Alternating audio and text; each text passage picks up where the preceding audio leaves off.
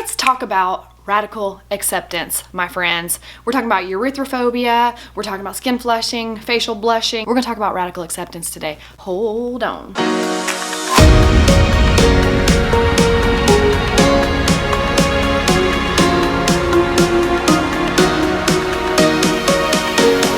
Hey everybody, welcome to Lean In Warrior. My name is April and I am your host. No, I don't really say stuff like that, but for real, welcome to Lean In Warrior. What do we do here on this channel? We lean into the things that make us most afraid, whether that be through exposure therapy, cognitive behavioral therapy. We talk therapy through this shit and lead ourselves into a place of radical acceptance or healing. You know, I say a lot of times, like, let's go down a path of figuring out why the hell this is happening, and let's journey through that part to see if we can find a solution. But along with that, let's layer it with radical acceptance and understanding how our brain is interpreting information. If you think when you flush, blush, whatever the case may be, that this is bad and your brain is interpreting as, oh my gosh, I'm turning red, this is a bad thing, then your nervous system picks that up as well, creates that fight or flight reaction. And if you're anything like me, who I flush on my chest and my neck, you're going to have the blood vessels dilate, which is actually what creates the red sensation, the burning sensation and the redness is because those blood vessels have dilated, they're close to the skin, and especially with me being a more fair skinned person, you're gonna get some splotchy patches, and it's amazing. It's not amazing. It's not amazing at all.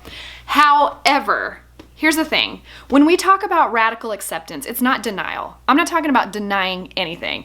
I'm talking about coming in front of people, whether that be here on this channel, in the comments, on the Instagram at lean_in_warrior, to talk about your particular situation, when it started, how it makes you feel. Have you talked to family members about it and friends about it? And what is their feedback? Have you had people point it out and make you just feel super shitty? I have had people point it out. They're not actually like making fun of me, but they are genuinely concerned that I'm having an allergic reaction, and therefore they're like, oh my God, you're all red. Are you okay? Which makes me feel so small and just completely judged, but that's my brain interpreting. That person genuinely is just concerned. Are you okay? I don't understand. I'm confused. Why are you red?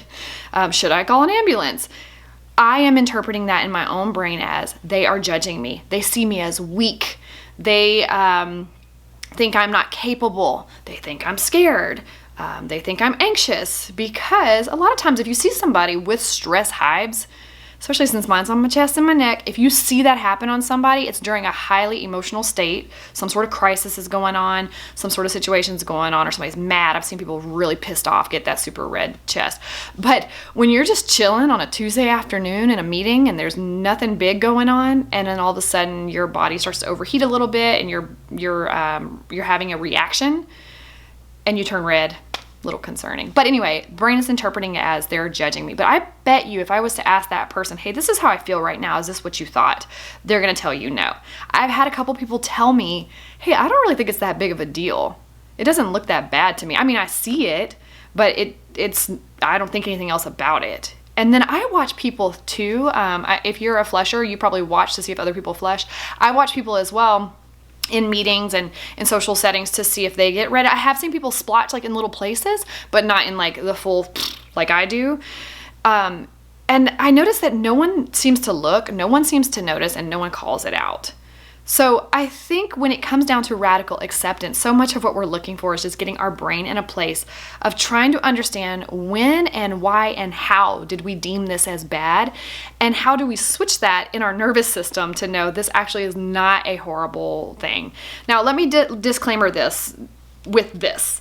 I'm not a medical professional. There are certain situations that might need some medical intervention. I personally have talked to doctors, had blood work, done all those things, and they can't find anything wrong with me, which is encouraging and discouraging at the same time.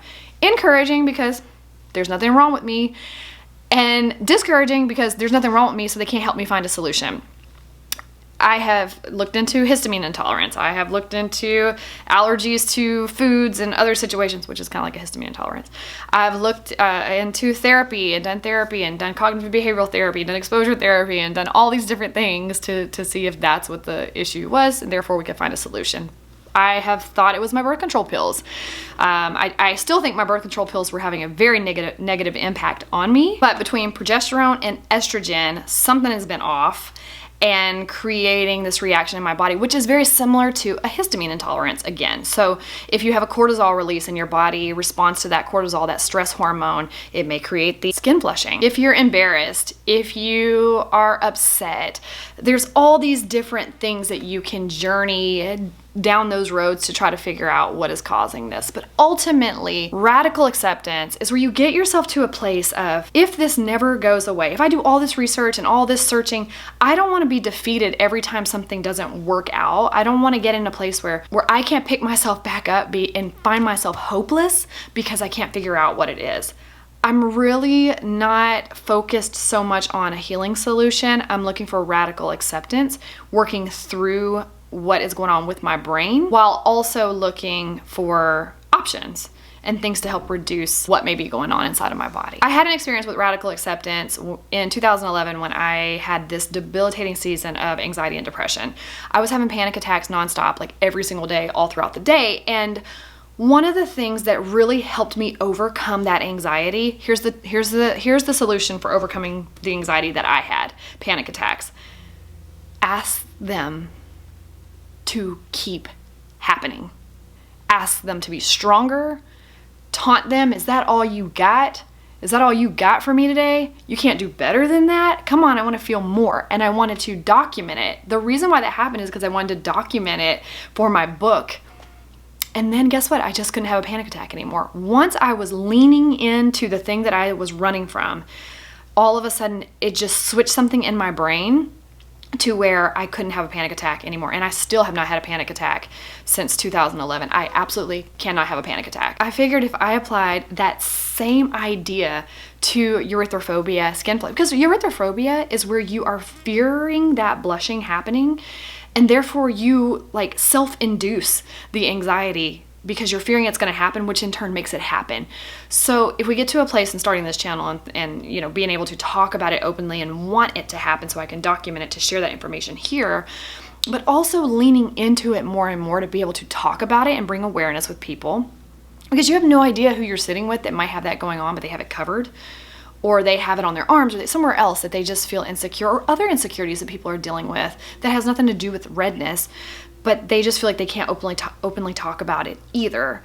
So that to me is what radical acceptance is. And that's the purpose of this channel here. So I just wanted to talk to you about that today. I want to talk to you about radical acceptance. I wanted to ask you about how you are thinking about flushing and blushing and erythrophobia as being bad, and what created the idea that it was bad. When did you have your first experience with it that just altered that thing in your mind and your body that tells you this is bad? Anytime something hits the brainwave, creates that neurological response, your body takes it as anxiety, anxious reaction, bad. So when did it start happening?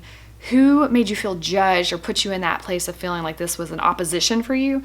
And what makes it seem so bad? Why did you believe it as bad?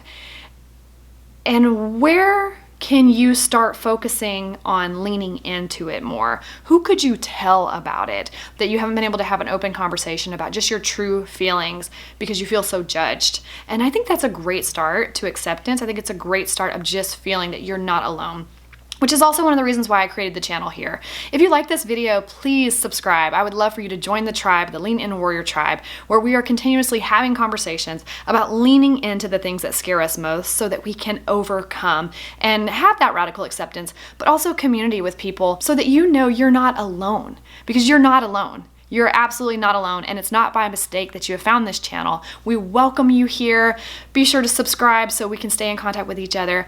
Like this video if it's helpful to you, and let's get busy in the comments. Please leave a comment. Tell us about your situation, when it started, where you're at on the journey, and we'd love to talk to you. I will see you all in my next video. Make it a great day.